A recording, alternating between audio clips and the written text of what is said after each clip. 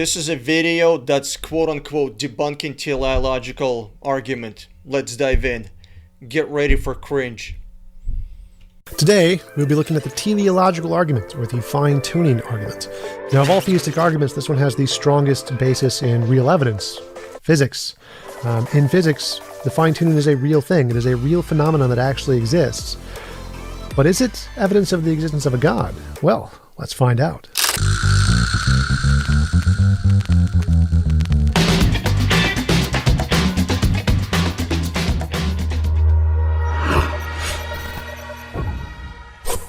From galaxies and stars, down to atoms and subatomic particles, the very structure of our universe is determined by these numbers. These are the fundamental constants and quantities of the universe. Scientists have come to the shocking realization that each of these numbers has been carefully dialed to an astonishingly precise value, a value that falls within an exceedingly narrow, life-permitting range. If any one of these numbers were altered by even a hair's breadth, no physical, interactive life of any kind could exist anywhere. So this is a common conflation theists make when addressing the fine-tuning of the universe. They say that if any changes are made to the known forces, well, then no life is even philosophically possible in the universe, and that's false. So If it's false, I'll put up a challenge for you. There's a list of laws and constants. Pick any three and change them by 75%. Show me how life would still be able to exist with those changes. I'm not asking you for 300% change. I'm not asking you for 50,000 multiple or 100,000 multiple or a billion multiple. These numbers could have been anywhere. I'm asking you less than double, 75%. even if we assume that life can only be physical and has to be governed by the laws of physics. I'm sorry. We're gonna assume that life can be physical? What other type of life is there? Non-physical? Are you talking about spiritual? Oh, we're gonna get into it. When I first watched this video, I thought this guy was like, science-based fact, epistemology type of individual, right? Oh boy, he is not. There could still be more laws of physics that we haven't discovered yet. And so New laws of physics would not change current laws of physics. And if when I say new, I don't mean brand new to the universe. I mean new to us as we discover them. New laws that we discover would not change existing laws.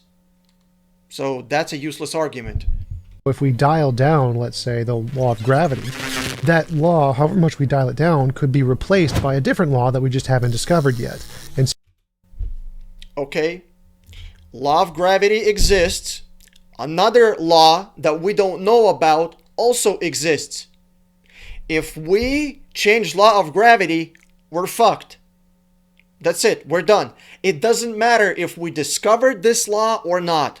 Let me give you an example. Knowledge of additional laws has no impact on current physical laws and constants. So any changes to the known laws could affect these undiscovered laws and create a proportional shift so that the things we see in the universe are still going to occur. We're still going to have particles and planets and life. They're just governed by the current law that's been changed plus this new law that we haven't changed. So He said could. I purposefully wanted to let him talk for a few seconds. He said could. Well, we don't live in the world of could. We live in the world of is. Is. Facts, science, empirical evidence, epistemology. This guy is gonna use so many words of presumption. Could, would, should, maybe, possibly, somewhere, somehow. His best friend is imagination. just changing laws of physics would not prevent any life occurring in the universe. Show me that mathematically. Show me. Please show me some equations. That's false. It would just prevent any known kind of life if we assume these are literally all the... Again, he's going to known kind of life, aka physical life. This guy believes that there's non-physical life, and that's totally fine. That's totally fine. Everybody's welcome to their own faith, to their own religion. But bro, how are you debunking stuff from like religion? This is not a religious video, right? This is not a faith-based video. This is not Christianity versus Islam versus Buddhism. This is the video that he is responding to is factual video. It's a scientific video. But he's coming from perspective of religion. Oh, could maybe somewhere over there. The physics that exist, and there's nothing we haven't discovered yet. And then we change the laws, then no life would be possible. But like I said, lack of information about unknown laws does not change current laws. This guy, he's gonna use so many instances, scenarios, examples of straight up imagination. What if maybe over there somewhere, somehow? But that has this massive assumption there that there's literally no other physics that we haven't discovered yet out there in the universe. That's the only way this could be possible. It's the only way this argument could work is if we've discovered literally everything about physics and there's nothing that we haven't discovered yet that could replace the known stuff, and then we change the known stuff, then life would be impossible because we wouldn't be able to have particles or whatever. But the theists don't normally mention this in their argument, that they're kind of... By the way, I figured that it would be kind of important that I speak up for myself. I'm not a religious person. I'm not a Christian. I'm not a Buddhist. I'm not an Islamist. I'm nothing. I am no religion. I do not go to church. I do not support churches. No religion, okay? Just if I were to describe myself as anything, I would describe myself as an epistemologist. Hinged on this one criterion that we've discovered everything about physics for this sentence to be true, which is clearly stupid. Consider gravity, for example. The force of gravity is determined by the gravitational constant. If this constant varied by just 1 in 10 to the 60th parts, none of us would exist. To understand how exceedingly narrow this life-permitting range is, imagine a dial divided into 10 to the 60th increments. To get a handle on how many tiny points on the dial this is, compare it to the number of cells in your body, or the number of seconds that have ticked by since time began. Gravitational constant had been out of tune by just one of these infinitesimally small increments. The universe would either have expanded and thinned out so rapidly that no stars could form and life couldn't exist, or it would have collapsed back on itself with the same result: no stars, no planets, and no life. Another assumption. One thing I want to say about the Big Bang. The Big Bang is the biggest bullshit ever. The guy that coined the term Big Bang was mocking this. It's not even a theory, because theory requires hypothesis, requires evidence, and theory must not have evidence that disproves it. Then it's not a theory. Then we're back to hypothesis possibly. If we have a Big Bang, right? That means molecules of hydrogen that were supposedly there have to be moving slow enough away from each other. So there's a Big Bang. Molecules of hydrogen have to be moving slow enough from each other that they must be overcome by their gravitational pull towards each other. Otherwise, no matter would be possible besides hydrogen free floating in the universe. Does that make sense? If there is, two molecules of hydrogen, I'm just explaining for those who are, who didn't get it the first time. Think about it. It has to be moving very slow. The gravity of the molecules has to overpower the molecules for them to get together into clumps, into stars, into galaxies, and that type of stuff. Does that make sense? Because if they're moving too fast, they're just going to get all spread out. baked into this argument is that there can't be an unknown part of physics that causes all of the known physics to be entwined or entangled. Again, for the third time, I know this guy can't hear me, but I'm gonna fucking repeat it again. Undiscovered laws of physics do not change current laws of physics. It could be the case that any change to any one of the laws will cause a proportional change to all of the other laws. And so no matter how you change... What he said is imagination. It's imagination. It's just imagination. It's, oh, maybe, woulda, coulda. In reality, this is not true. Factually, this is not true. Scientifically, this is not true. Change one thing like gravity, it will cause a proportional change to all the others because there is some unknown law that we haven't discovered. Again, maybe there is some unknown law. Okay, maybe there's a flying spaghetti monster. Maybe there's a Zeus. Maybe there's Jehovah. Maybe there's Jesus. Maybe there's Allah. Maybe there's Buddha. Yet, which is entangling them all, and so any change in one will cause a proportional change in the others, kind of like a Hoberman sphere.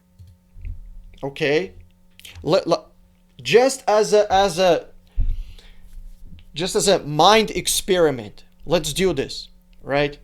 Imagine that all laws are tied together, right? If we change one, that means another one has to compensate for the change of this one, right? If we change gravity, that means other laws have to compensate for this one. Well, guess what? That's still tuning. That's still tuning. Does that make sense?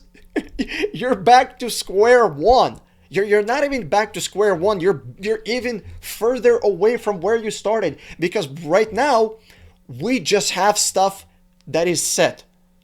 What he's saying, what if there's some kind of a unknown, magical, mysterious SpongeBob imagination device that keeps all laws aligned and fine-tuned for possibility of matter and life? He's talking about some kind of a magical device that if one law changes, other laws have to also change. Again, I assume that this guy would be coming to an argument of fine-tuning from scientific, factual perspective. So this argument assumes that each of the laws are independent and they're not connected to one another. And if that's the case, so if again, there's literally nothing else out there that we haven't discovered yet which could cause them to be intertangled, and they are each and every one of them are independent forces, and you can change them to make them disproportionate to all the others, well, then life isn't possible. So again, this argument is wholly contingent on the assumption that we know all of physics, and that all... What does knowledge of physics has to do with their implementation? Not by us, but by the universe, by the physics reacting to the world, or I guess the world reacting to the physics, the universe abiding by the laws of physics. Even if we remove all the humans and we remove all the intelligence from the world, right? No animals, no humans, no life at all. The laws of physics have not changed. Do you understand? The constants are still the same. Our knowledge about them, or I should say of them, does not impact them. All there is just the known physics. Or consider the expansion rate of the universe. This is driven by the cosmological constant, a change in its value by a mere 1 part in 10 to the 120th parts. For those that don't know, when it says 1 to the 120th part, that little number, 120, that means how many zeros are followed by the bigger number. Does that make sense? So, would cause the universe to expand too rapidly or too slowly. In either case, the universe would again be life prohibiting. Or Another example of fine-tuning. If the mass and energy of the early universe were not evenly distributed to an incomprehensible precision of 1 part in 10 to the 10 to the 123rd. So when it says 1 to the 10 to the 10 to the 123rd, that means there is 10 times 123, if I'm not mistaken. That's like 1,000 zeros or something. Yeah, what 1,230 zeros, if I'm not mistaken. It's either 1,230 zeros or 12,230 zeros. So instead of writing out, 1,200 zeros, you just put this abbreviation. Guys, like, this thing is no joke. I don't know why this guy is approaching a pretty serious phenomenon, scientific phenomenon, with such a lax and such a bullshit attitude. The universe would be hostile to life of any kind. The fact is, our universe permits physical, interactive life only because these, and many other numbers, have been independently and exquisitely balanced on a razor's edge. Now, ignoring all of the ridiculous theistic assumptions baked into this argument,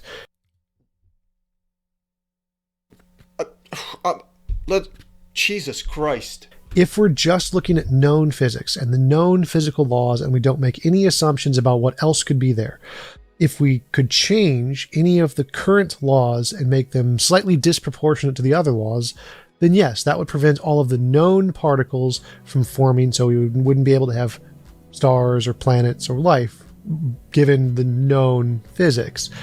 And we do want to know what is causing this. What is the best explanation of why the laws have this particular pattern, this particular symmetry to them that makes it that they have the correct relationship to be able to produce a universe with life? That is a valid question. So this fine-tuning... This guy just says something very important. He just said that these laws, these constants produced our universe. For the people in the back, this guy just said that these laws and constants produce our universe. Let's go back 10 seconds. Listen to it. Produce a universe with life. That is a valid question. So this fine-tuning is a real phenomenon, and it is something that we want to be able to answer in physics. So the question is, what's the best explanation?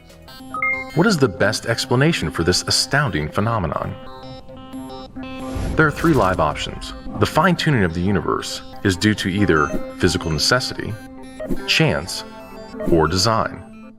Design is a kind of necessity. If something was designed, then it couldn't have been otherwise than the way in which it was designed. No, it could have been designed in another way. It's that simple. There are knives for cutting, knives for stabbing, knives for chopping. So you can have a thing that is designed in many different ways. Our universe could have been designed any different way. So design is not a necessity. Question would then be, was the designer a result of chance or necessity? What does designer have to do with design? You are assuming that designer is somehow connected to the design with some kind of a magical umbilical cord. If I write computer code, that computer code can work independently of me. That computer code has no impact on me. And my existence is completely free and independent and irrelevant from the computer code that I create. I don't know what religion this guy is, but yikes. Yikes. I'm not shitting you. I seen smarter Christians and smarter Muslims. I said it. I seen smarter Muslims than this guy. More intelligence, I should say. So design isn't a third option here. It's just silly that theists present this as a third option. Which of these options is the most going. plausible? According to this alternative, the universe must be life-permitting. The precise values of these constants and quantities could not be otherwise. But is this plausible? Is a life-prohibiting universe impossible? Far from it. It's not only possible, it's far more likely than a life-permitting universe. Now there's a trick here that theists are using when they're saying possible and necessity and impossible. They mean logical possibility. Logical possibility just means there's no logical contradiction in the statement X. So there's no logical contradiction in the statement we can turn each of the dials of the laws of physics independently a little bit. Yes, that's possible. And if we do that, there's more ways you can turn it than the particular setting that it's on right now. Yes, exactly. The dials could be turned and no life would exist. Not only life, but no matter would exist. Like I said, if we change things like gravity or the expansion rate of the universe or the nuclear, I forgot what it's called. If we change those things by a little bit, by 1%, we're fucked. Not only life can't exist, but even the universe itself cannot exist. Obviously. Like, yes, there are clearly more logically possible ways to turn the dials than the way they are currently set. Surprise. However, this argument applies to their God as well. This is something. Why is he bringing God into this? I don't understand. I gotta look up what religion this guy is, but this is horrible. I don't know what religion he's coming from, but they need to like be sent to public school or something. I went to public school. It's not the best education, but Jesus Christ, I'm like a fucking Einstein over here compared to this guy. Then they don't normally realize for unknown reasons. There's more ways to change the possible ways a God could be. Again, why is he bringing God into an argument that is based on facts? He doesn't like this argument for some reason. I don't fucking know why. So he's deciding to bring in his secret weapon, a God. Then the particular Christian God. So, for example, it's possible that a God could exist who wouldn't drown millions of babies in the global flood. That's a possibility. It's possible a God could exist who wouldn't sacrifice his son to himself for himself because of his mistakes. Also possible. Possible there was no God who would create an apple that in a garden full of people that he knew they would eat. Possible? Yeah. So there's equally as many possible variations of a God as there are variations of a universe. In fact, we could take this to another level. We could say there is equally as many types of gods as there are types of universes. For example, you could say there could be, it's logically possible that there is a God who would want universe type X. So like say a universe with nothing but unicorns. There is a possible God who could want a universe with nothing but unicorns. There is a possible God who would want a universe with nothing but hydrogen atoms. There's a possible God who could want nothing but a universe of black holes. I think this guy just drank an intelligence potion or something, because like what he's saying right now makes complete sense. Yes, there could be a bunch of different gods. Yes, they can be creating whatever universes they want.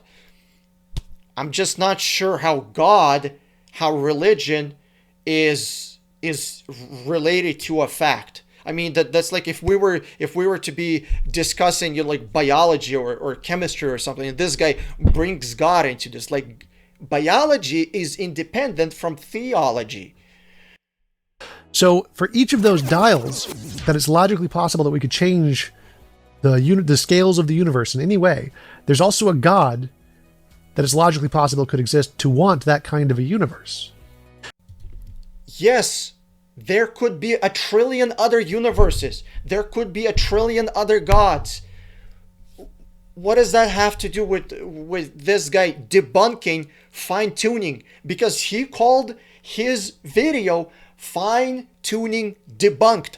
I assume there is going to be some science, some facts, some kind of fucking research paper he can point out, some kind of logical things that he can offer, some kind of epistemology, something we can work with. So far, he's saying his entire fucking argument is there could be a billion different gods. That's like a whole different topic. Now, this causes a problem for theists because now, just as the universe is fine-tuned and has a very particular dial setting to it to make a universe life-permitting, God must also have fine-tuning because the way a God must be. That has to be. Again, I'm not a religious person, not a Christian, nothing like that. No religion, okay? No churches, nothing. Fine-tuning exists for a purpose. Fine-tuning of this universe exists for a purpose of matter and life. What purpose does a God have? Before you answer that, it doesn't fucking matter. Because you left science and went straight to fucking religion world.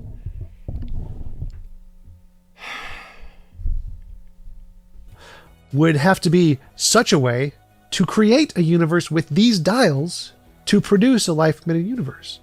So there's just as many gods who may not want a life-permitting universe as there are universes that would not produce life. And so God has the exact same fine-tuning problem as the universe. And we must ask the same question. What best explains this? Is it chance or necessity? Or design? Now, technically, there's infinitely more variations of a god than there are variations of the known laws of physics. So the fine-tuning problem for a god would be significantly worse than the fine-tuning of the universe. Because, for example, you could have a god who wanted an extra law of physics, who just adds a new law of physics in there. And so the question would become, well, why did God create this universe with these laws and no extra laws at exactly these dials, as opposed to changing this dial to one notch to the left, or to adding an extra dial, and then a new God who added the extra dial and moved that one notch to the left. So there's infinitely many more gods that could exist than there are possible universes. And so this problem that the theists are presenting of the fine-tuning is actually significantly worse for their God than it is for the universe. Has the video that he's debunking mentioned anything about theology at all? But let's ignore that for the sake of the argument. Let's just imagine that they're about 1-to-1, just to make it simpler for the theists. How about chance? Did we just get really, really, really, really lucky? No. The probabilities involved are so ridiculously remote as to put the fine-tuning well beyond the reach of chance. Technically, the speaker here is correct when he says that there's no evidence that the fine-tuning is a result of necessity.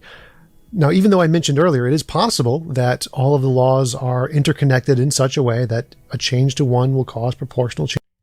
It is possible that God exists. It's possible that Zeus exists. It's possible that a flying spaghetti monster exists. Debunking requires facts, science, empirical evidence. We have seen zero of any of those things so far. Changes to the other, so it's possible it's a result of necessity. There's no empirical evidence that such a thing exists because there's no evidence of anything causing the fine-tuning. We don't know. We have no idea what caused the fine-tuning. Could be chance, could be necessity, could be design. No. Hold on a second. No. Some things we know that it can't be because of empirical evidence, indirect evidence, and logic. We can rule some things out, right? For example, recently, a very horrible person, CEO of United Health, was dispatched like a virus he was. We don't know who that brave hero is that got rid of that parasite. We know who it can't be, right? There are people with alibis. Like, we know it couldn't be, I don't know, Elvis Presley. He's dead, right? It couldn't be some kind of other person, right, that has an alibi. There are limits.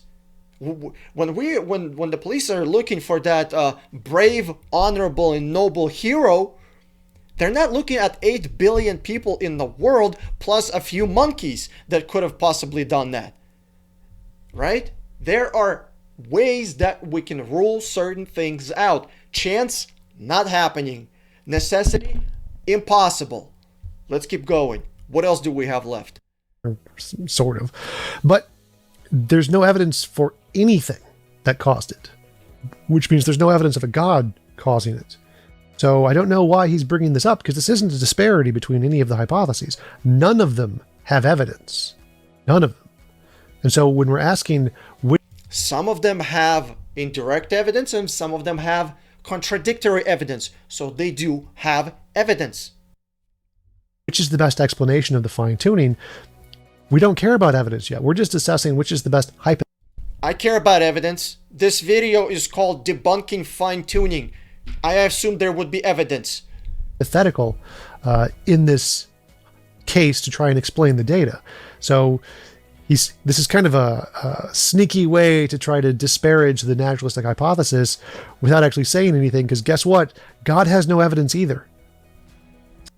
Not direct evidence, not empirical evidence, that's number one. And number two, dismissing naturalistic hypothesis is easy with math and logic, and with empirical experiments.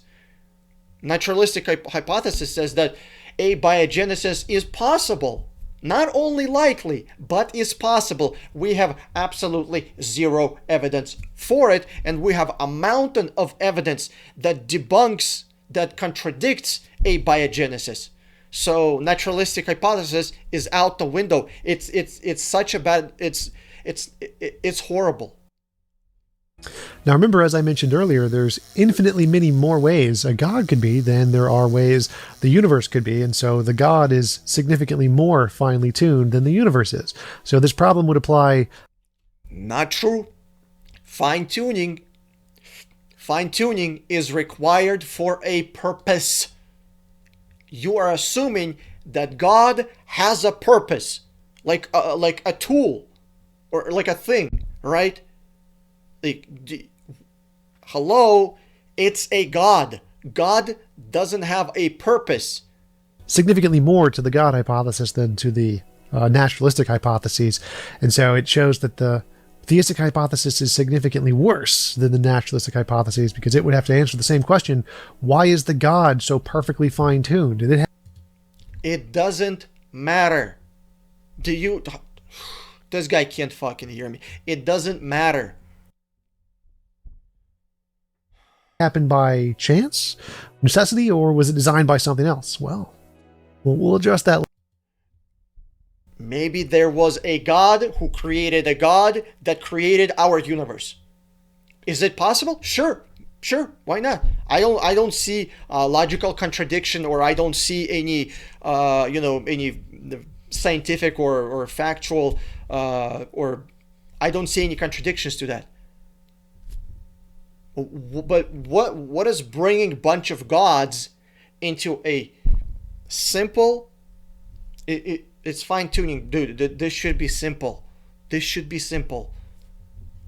Later. So, in an effort to keep this option alive, some have gone beyond empirical science and opted for a more speculative approach, known as the multiverse. Gone beyond empirical science. Oh, you mean?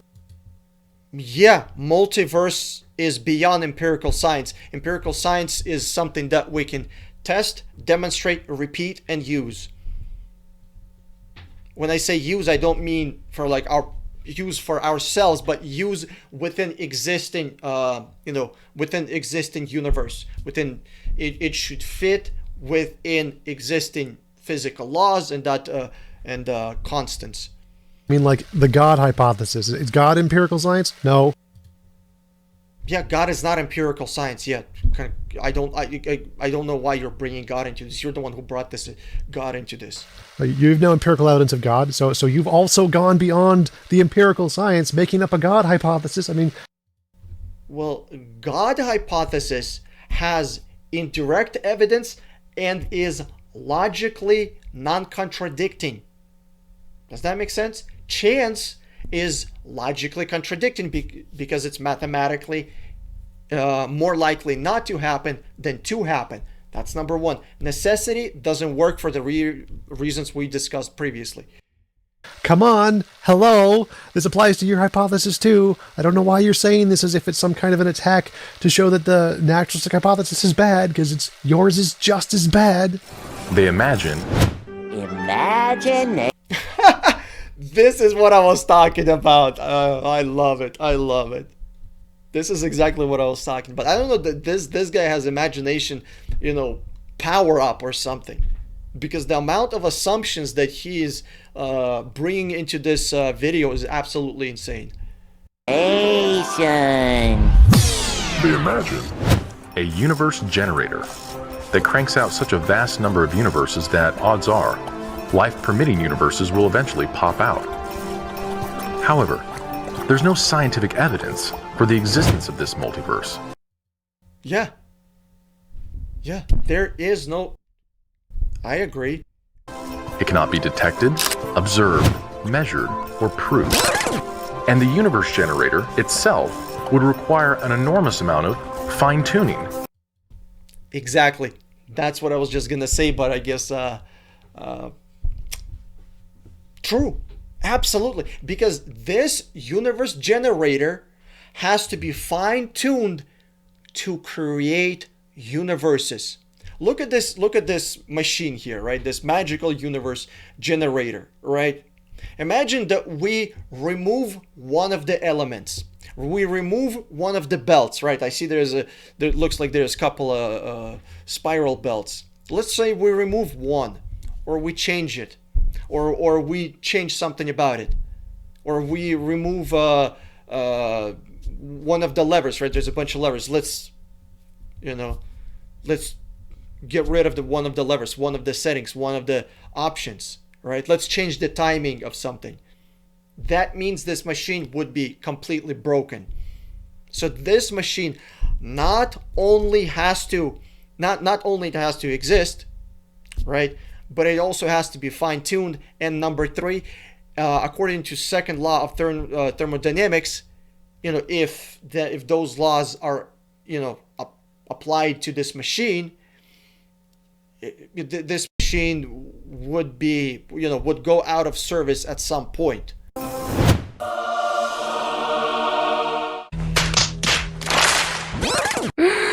Oh God! Like, does he not see it? I don't think he's. Are you gonna be cringy, or are you actually gonna bring some evidence forward, some facts? I mean, we got plenty of cringe. I'm looking for one fucking for one fact. I'm looking for one fact from him. Sees it. It's come on, man, come on. So you imagine a hypothesis that has no scientific evidence, can't be detected, observed, measured, or proved. What is that? Does that sound a bit like a guy? Yeah, that reminds me of multiverse theory. It's not even a theory because it has no evidence for it. I just teensy bit. Now, there is one fundamental difference here between the God hypothesis and the multiverse hypothesis. Every part of the multiverse hypothesis has an empirical basis. All of the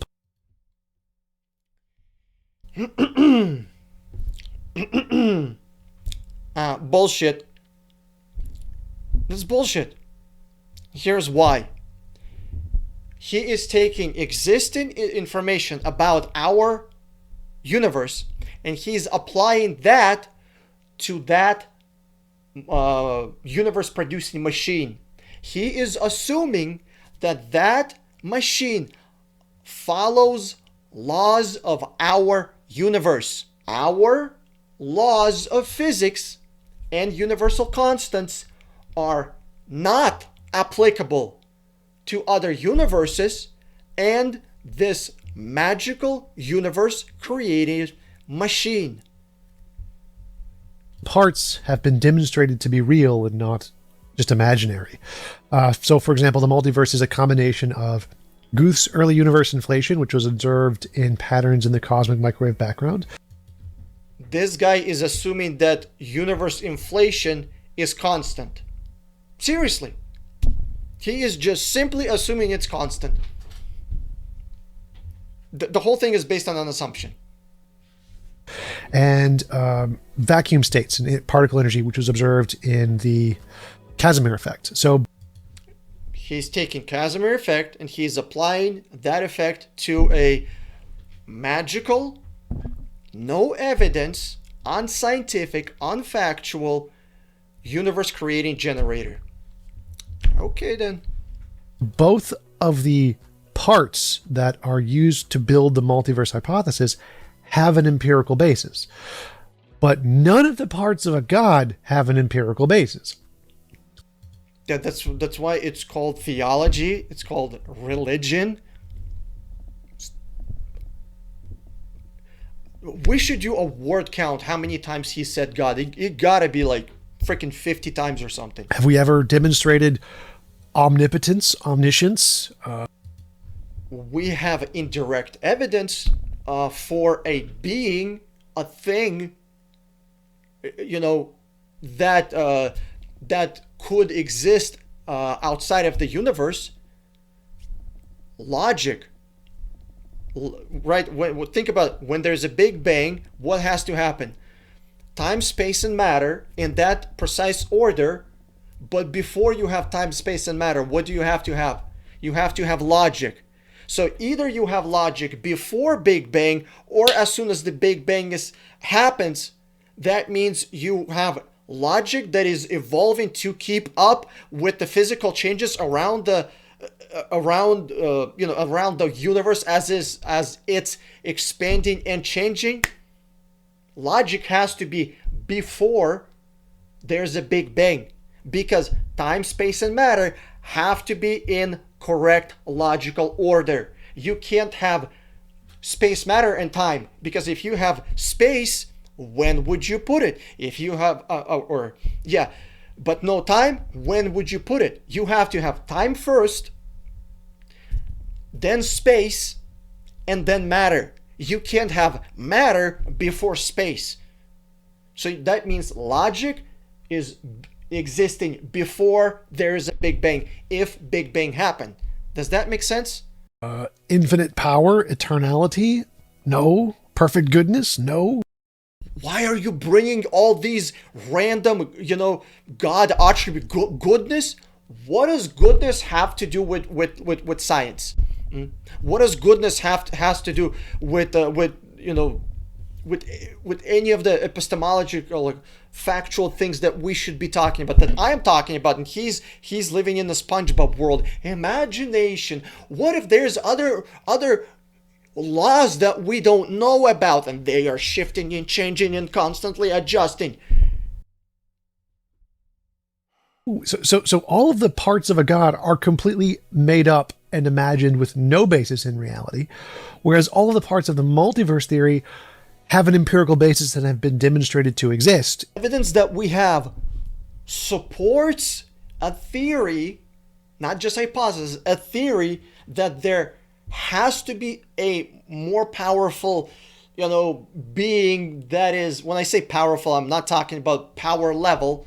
Okay, maybe I shouldn't use that word. A being that is outside of space, time, and matter, and is able to create universes, or at least one universe. Okay, so we talked about logic. There's fact of existence, right? The fact that there is something rather than nothing. The fact that we exist proves that somebody created us. Okay, because nothing exists without being created. Fine-tuning, that's another one. Information. The fact that we have information proves that there's information sender, giver, creator, whatever you want to call it, right? When I'm talking about information, I'm talking about specifically DNA, right? This is not intelligent design or whatever. Like, intelligent design, yes, it's here, it's on the list, it's a different topic, but intelligent design in information are different.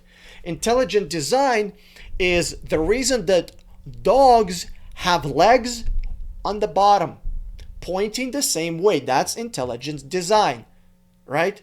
Intelligent design would be creating sun perfect distance from Earth so life can exist. Okay, that's intelligent design. Creating animals that are able to eat things around them and use them, for nutrient purposes, for life, for sustenance. That's intelligence. It's intelligent design. Like, information is straight up DNA. Okay, we could have intelligent design but no DNA. We could have had some kind of different form of reproduction. We could, instead of sexual reproduction, we could have had just spawning, right? We spawning like in a video game. There could be a door where new organisms just are popping out when the old one is dead or whatever happens to it. Does that make sense? So that could be a deal. But we have information in DNA that proves that there's an information giver, creator, sender. Okay, information is a message. Messages have message creators, and messages are designed to be used in some way. Okay, maybe it's computer code, or maybe it's maybe it's verbal, like I'm talking to you right now, or a book, whatever, right? Next one, math.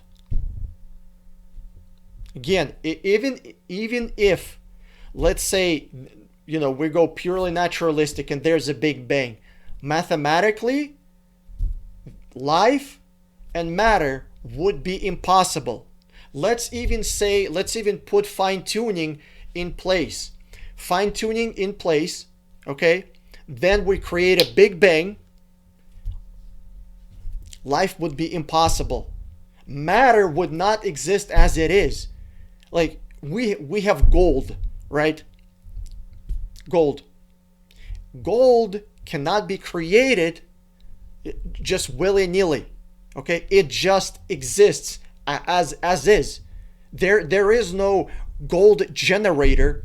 There's no any place on Earth or in a universe. Well, like, let's stick with Earth, right? If we're going for empirical science, there's no magical gold generator.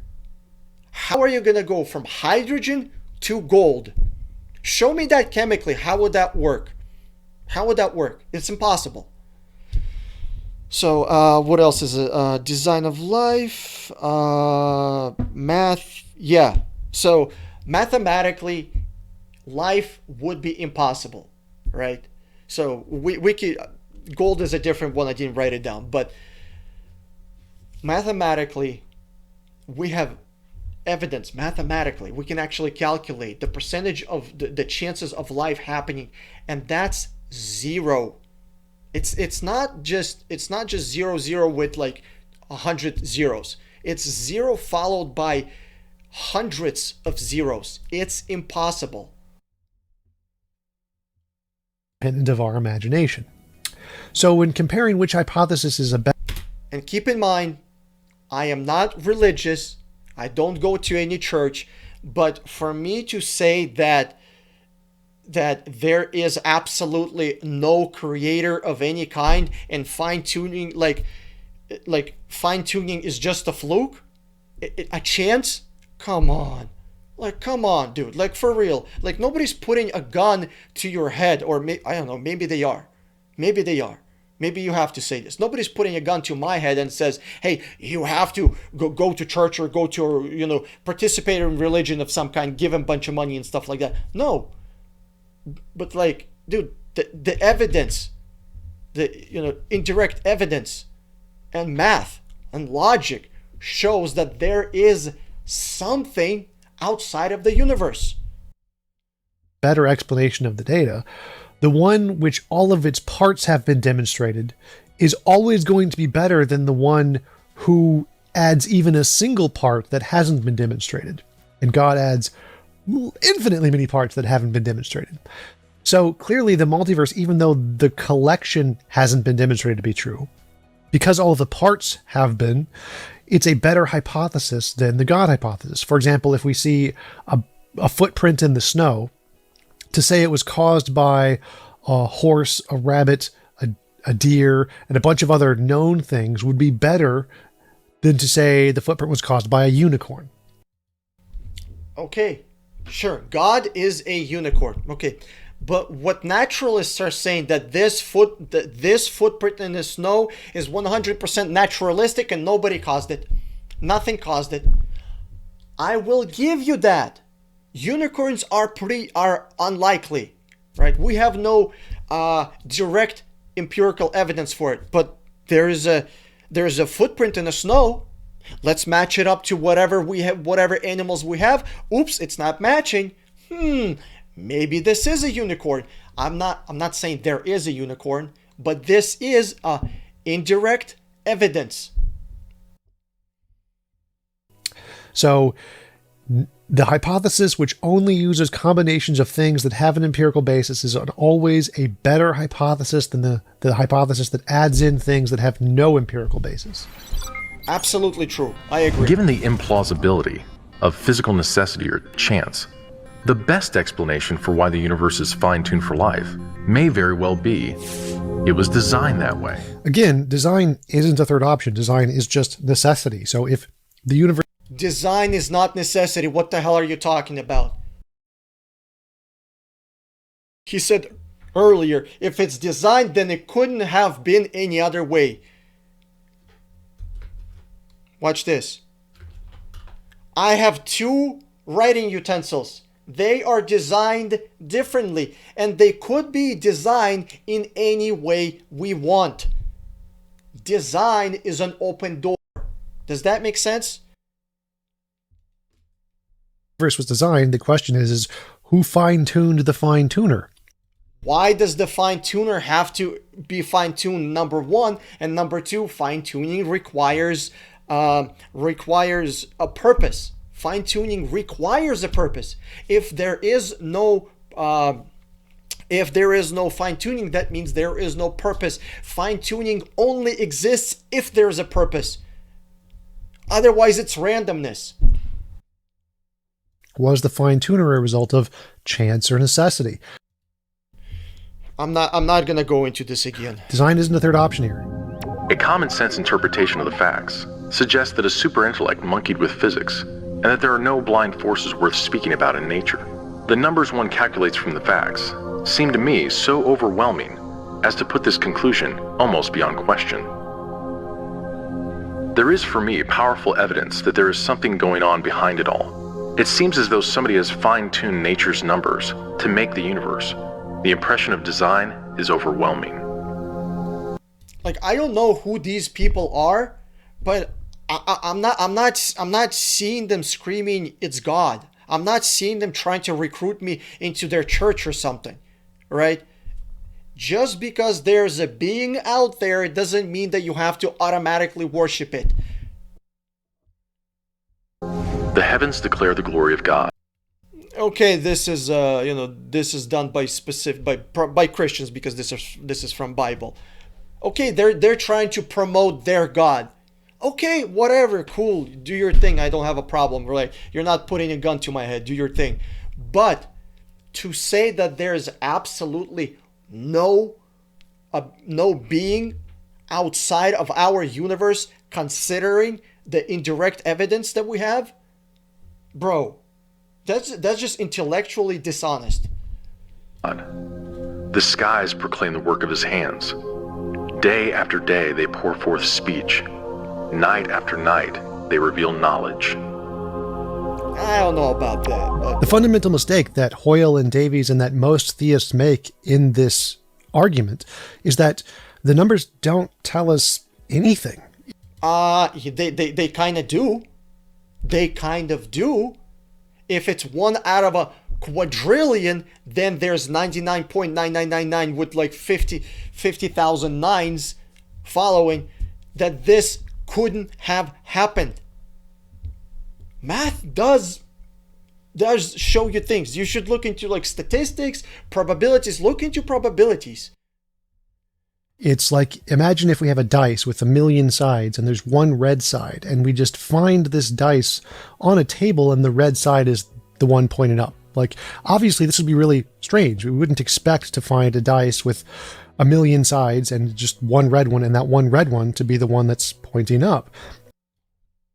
Is the red one the winning one? Is the red one that has the desired impact? Well, if it does, well, maybe somebody put it there. Maybe somebody put it there because the chances of that die rolling randomly and getting the desired impact is 1 out of trillions, quadrillions. But this doesn't tell us what did that. Yes, you're right. It doesn't. I can't say it's Zeus, Jehovah, Jesus, God, Allah or Buddha. I don't know. It could be flying spaghetti monster. I don't know. But the fact that there is a die with desired outcome with very low probability proves that somebody placed it in that manner. Because every other possibility, keep in mind, every other possibility on that die, that means non-existence. Does that make sense? If you find that die red side up, that means somebody put it there because every other side would mean death to the universe. So it's either red or nothing at all. Maybe the dice is weighted. Maybe there's a weight. If you made it worse, now you brought intellect. If the die is weighted, that means somebody wanted to have red side up. That means there is intellect. That means there is purpose. You made it two things worse. Hidden in the dice that we don't know about, and that forces it to land on the red side every single time, and there's no difference. Maybe it just happened to get blown by the wind and just land on it by that way, or maybe there's some person who just really likes the color red and causes the dice to be 100% agree. I call this, you want to call it wind? You want to call it a person? Not a problem. Call it spaghetti, flying spaghetti monster. But you cannot intellectually deny that there is something outside of the universe that created it in a very specific manner that has this indirect evidence that I presented. And this is just some of the stuff that I kind of thought of, and I did some research. But there's probably more stuff. There's probably more indirect evidence of a creator of some kind. When I say creator, I'm not talking about Jesus. I'm just talking about a creator. I don't believe in heaven. I don't believe in hell, right? Because I don't have any supporting evidence for it. Placed in that position. All three of these are possibilities. But just the fact the dice is on the red side doesn't tell us one way or the other. Yes, it does. Numbers themselves aren't evidence of design. Every other side of the die proves that somebody put that die there, because every other side means death. If any of the other sides were up, the universe would not exist. The only way that this would actually count as evidence of a designer is if we already had proved a designer existed. That's mentally, intellectually retarded. That is so stupid. That's like saying the hero that dispatched that piece of shit CEO of United Healthcare doesn't exist. There's a piece of shit bleeding on the sidewalk, but that noble man doesn't exist. It's purely naturalistic. We don't know who he is. That means he wasn't there. This is purely naturalistic. The bullet got blown by the wind. Just because you do not have a designer, it doesn't mean something wasn't designed. Just because you don't have an action doer, it doesn't mean action wasn't taken. Or not that you don't have, but you don't know who that action taker is. By some other means. And then once we know this other designer, Bob, exists and he has some kind of particular nature to him that makes him likely to make the kind of universe we see, and he doesn't have to be likely to create this universe. Maybe he hates this universe. Maybe he is not likely to create this universe. I am not likely to order certain type of food, but sometimes if everybody else is ordering it, I'll take some. I'm not likely to eat spicy food, but sometimes I'll eat it. Does that make sense? So just because we exist, it doesn't mean that we are some kind of magical pet project. We're the holy grail of God's creation, and God has nothing else to do besides watch us, under a microscope or whatever. That doesn't, like, you're gay. I don't know what religion this guy is coming from, but dude, focus on fact, science. Get into epistemology, get into sciences, get into logic. It's beautiful. Once you free yourself up from religion, you're going to be able to see world in such a more magnificent way. It's not even funny. Like, your worldview will change. You will interact with humans differently. That person is not possessed by Satan. He's not possessed by some kind of magic devil. Maybe he is just born differently, right? Maybe he has, maybe he has an extra chromosome, or one chromosome short. Maybe he has low IQ. Unfortunately, a lot of people do. It's either genetically, or through the environment, poisoning of the environment that we have, like fluoride. So seriously, guys, I cannot recommend enough sciences, fact, logic, and epistemology. Epistemology means searching for the truth, and it doesn't matter what area it is. It's just getting down to the facts. And then we discover our universe. Then it's reasonable to infer, oh yeah, Bob made it. Clearly. Well, let's say we discover Bob. Let's say Jesus appears to us and says, "Hey guys, I am I'm the guy that made this whole universe," right? Or he can say, "Actually, hey guys, I am Jesus. God totally exists. Yep, I am real. But actually, it was Buddha that made the universe. I'm just vacationing here. I'm just visiting." Like, do you understand that we could be some kind of a science project in a third grade class that a bunch of gods pitched in? But if we don't have evidence of Bob, if we haven't proved Bob exists independently, then just seeing the universe isn't evidence of Bob. But don't take... Yes, it is.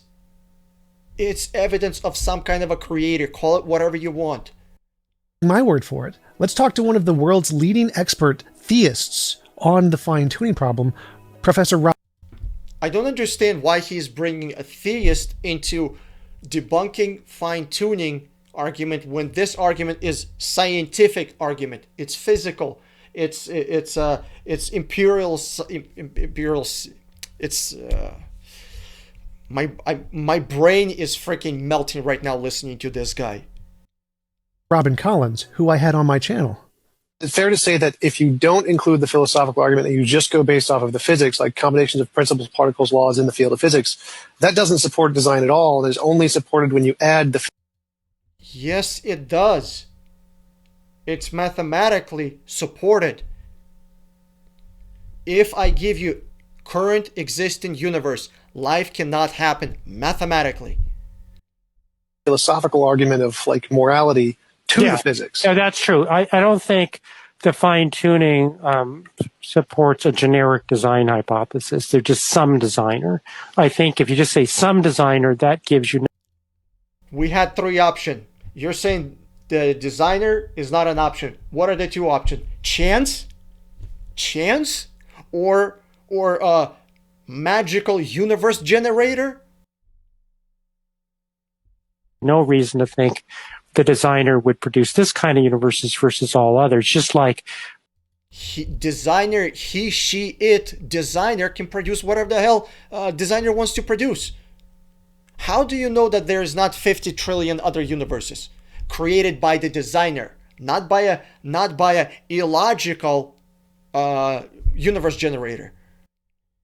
any improbable event, if you allow that, then any improbable event you could have supporting a design hypothesis. Hold on, what?